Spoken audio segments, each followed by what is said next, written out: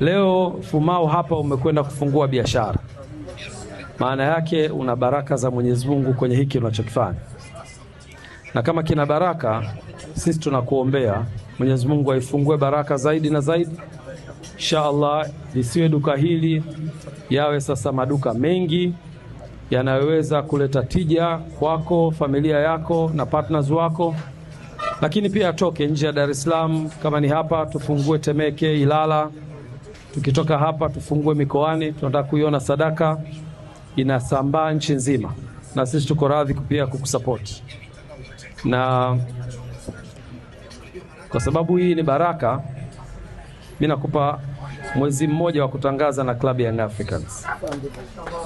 Tutakutangaza kupitia page zetu kuunga mkono hii biashara yako, na itakuwa free of charge. Hatutakucharge, kwa ajili ya kutoa hamasa kwa watu kuja na kujua duka liko wapi. So huo utakuwa mchango wetu, na hii ni kwa sababu ya jitihada zako wewe kama mwanachama wetu. Umekuwa ukiunga mkono klabu yetu, ukisafiri mikoa mbalimbali kuifuata timu yako. Umekuwa pia ukija kwenye mechi za hapa Dar es Salaam, sio mtu wa kukosa. Najua sasa hivi umepata changamoto ya kufungiwa, lazima utii mamlaka, lakini wakati huo unajua bado unaendelea kuiombea timu yako, na inshallah siku ya Jumanne tunaweza kukabidhiwa kombe letu. Utakuwa haupo, lakini tutakuwa